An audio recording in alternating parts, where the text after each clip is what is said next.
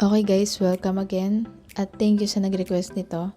Okay, ang gagawin nating tutor ngayon is yung V8 is i-connect natin siya sa laptop para gamitin natin siyang pang-record direct sa software.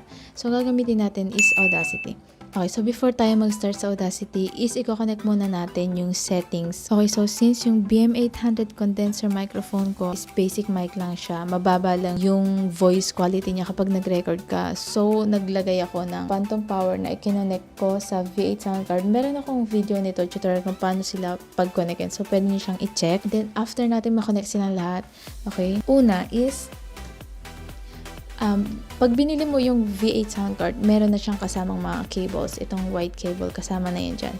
So, kailangan nakakabit yan. Ayan natin.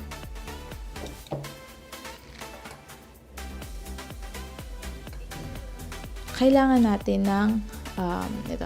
Okay, so gagamit tayo nitong USB sound card na to. Any design, marami kayong makikita na katulad niyan, design na ganyan. Basta ang connection niya is USB, then ito yung connection niya, ganyan. Then, itong line 1, okay, so papakita ko sa inyo.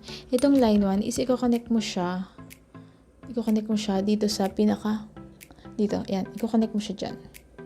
Line 1, dito sa microphone. Then, yung accompany instrument, ito naman yung accompany instrument. Okay, so yung accompany instrument mo, is i-connect mo naman dito sa kabila. Dito, yan. I-connect mo siya dyan. Yan, i-connect mo. So, ito yung connection niya na ikakabit mo sa laptop or sa computer mo, sa CPU.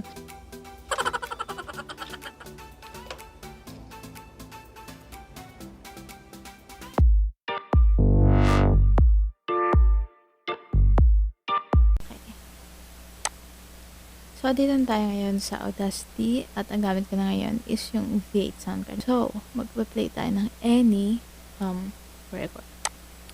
So, mic test 1, 2, 3. As you can see, ito yung quality niya kapag gumagamit tayo ng V8 sound card. So, mic test 1, 2, 3. As you can see, ito yung quality niya kapag gumagamit tayo ng V8 sound card. So, kapag ganyan na meron talaga siyang background hiss. Even, pumunta ka sa effects para normalize or noise reduction. So, try natin noise reduction. Okay, so play. So, mic test 1, 2, 3. As you can see, ito yung quality niya kapag gumagamit tayo ng fade. So, undo natin. Effects, normalize. Okay. Hinaan natin yung volume na. So, mic test 1, 2, 3. As you can see, ito yung quality niya kapag gumagamit tayo ng fade sound card.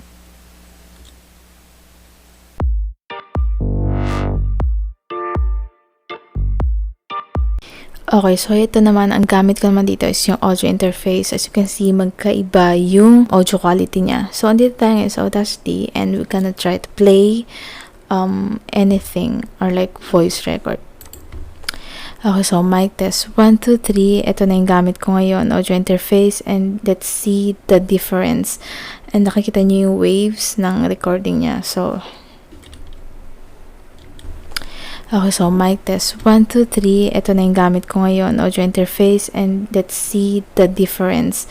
And nakikita niyo yung waves ng recording niya. So hindi na siya kailangan ng, hindi natin kailangan pumunta pa sa effects para i-check or i-lessen yung noise gate or bawasan natin yung medyo maingay sa surrounding. Okay, so i-playback natin yung recording na ginawa natin kanina gamit yung V8 sound card. So ito siya.